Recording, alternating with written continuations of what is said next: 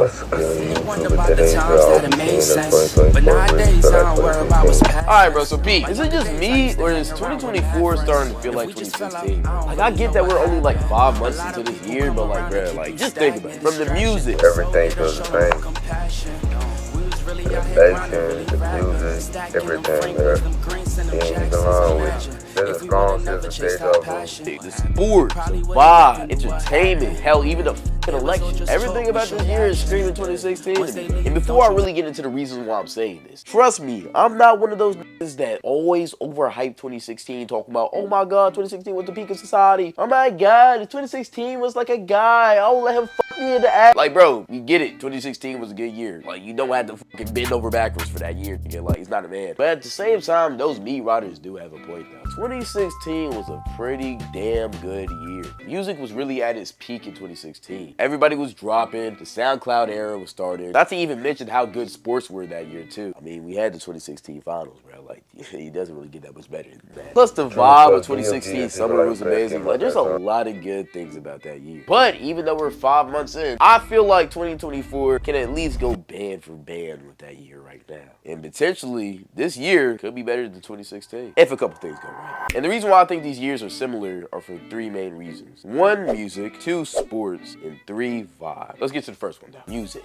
Now look, we all know how good music was back in 2016. This year started the whole SoundCloud era that would take over 2016 and 2017, and would also produce some of the most famous rappers out right now, including Lil Uzi, Playboi Carti, X, hell, even Trippie Redd. He ain't lying. And countless other rappers, including Lil Pump. Not to mention all of the big time rappers that dropped that year too. Drake had a summer album. Rihanna dropped. J. Cole dropped, I'm pretty sure. And hell, even Kanye West dropped this year, bro. Which all of these albums were generational classics. And some of the best work that any of these artists have ever put out till this day. Not to mention, DJ Khaled had some summer anthems, bro. Say what y'all want about that man now. That back in 2016 was the fucking king. Along with Calvin Harris, a lot of y'all be forgetting about that, man. He has produced some crazy summer classics. So let's not forget, Frank Ocean also dropped. In my opinion, one of the most meaningful of them all. One of the greatest albums ever. So, yeah, this year was absolutely stacked. I don't know if a lot of y'all noticed, but a lot of the songs I was talking about did drop in the summer or were summer anthems. I didn't even get to like half of them. Like, I completely missed over Chance the Rapper's album, which was another generational classic and really had people thinking that Chance the Rapper was gonna be the next great thing, which didn't happen. But a big theme on the music this year was that a lot of it was just summer classics and hits, which we'll get to when we get to the third category. But as of right now, 2024 music-wise is looking like it's gonna be one of the best years ever.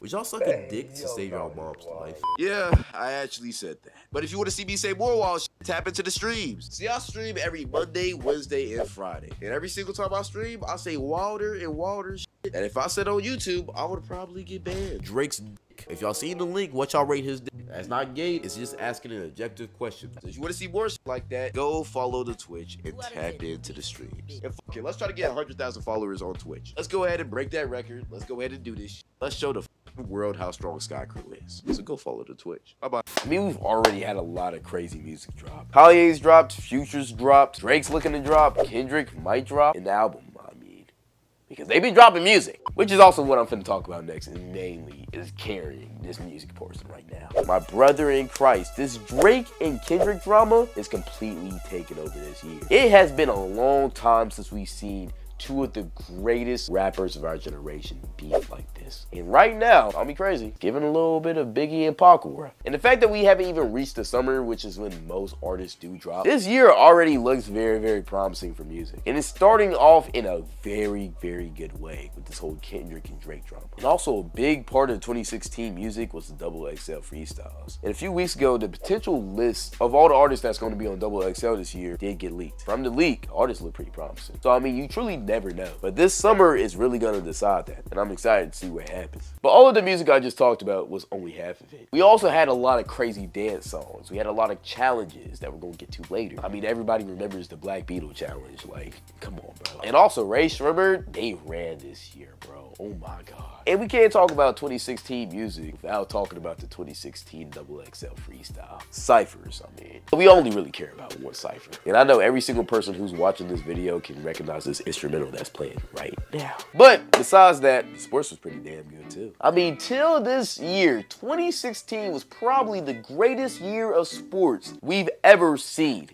Period. The 2016 World Series, where the Cubs won their first World Series in over 100 years. The 15-1 Panthers, Super Cam, 2016 Odell, Super Bowl 50. The aura, the vibe was just impeccable. The Golden State Warriors winning 73 games, breaking the single season number of wins record in the fucking NBA, and then blowing a 3-1 lead in the finals. But they didn't just blow a 3-1 lead to anybody. They blew it to the greatest basketball player of all fucking time, who was playing for one of the worst basketball franchises of all time, which was also his hometown team that he got drafted to, but then abandoned to go get some rings, but then came back because he wanted to win a ring where he was from. And he did it in the most dramatic fashion ever. Like, come on, bro, this year is peak. Not to mention March Madness. Bro, 2016 March Madness was absolutely legendary. So legendary that the championship game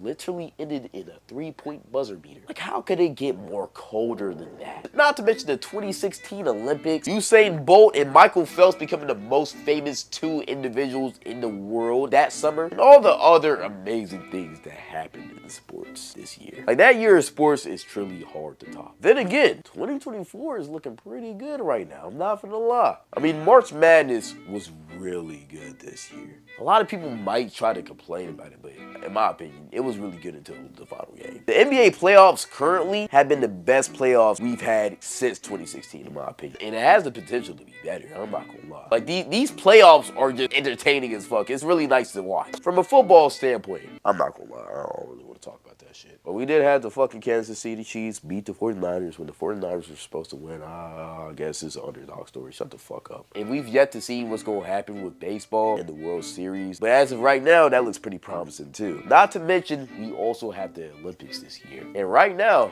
the Olympics is looking like it's gonna be pretty good. At least for a basketball standpoint, because we're sending everybody this year. The U.S. men's Olympic basketball team is gonna be the greatest team to ever lace up ever. And it's gonna be entertaining to see. And out of the three categories I'm gonna talk about, this might be the weakest of the three. But again, this year isn't over yet, so we will see. This brings us to our last thing, the vibes. See, the thing that really made 2016 the year it was the vibes of that year. Man, I don't know why, but like that whole year felt like summer, bro. Everybody was having a good time, the weather was good, the music just kind of carried the atmosphere too. But most importantly, trends and challenges took over this year. I mean, we all remember the Black Beatles challenge. We all remember the dance challenges this year, the Hit Quan, Juju on that beat. Hell, some niggas were still dabbing and whipping a nay-nay. All of these dances and challenges kind of made this year just special and fun. And the vibe that summer gave off is just what made 2016 what it was. But as of right now, there's no way I can compare this to 2024. I mean, we haven't had summer yet, so who knows? But from the vibe I'm getting right now and the way things are feeling, this summer is looking to be one of the best in years. And if this summer does live up to its potential, I feel like 2016 and 2024 will be on equal playing fields. But we gotta wait and see. And I will make a part 2 to this video after the summer, potentially at the end of the year.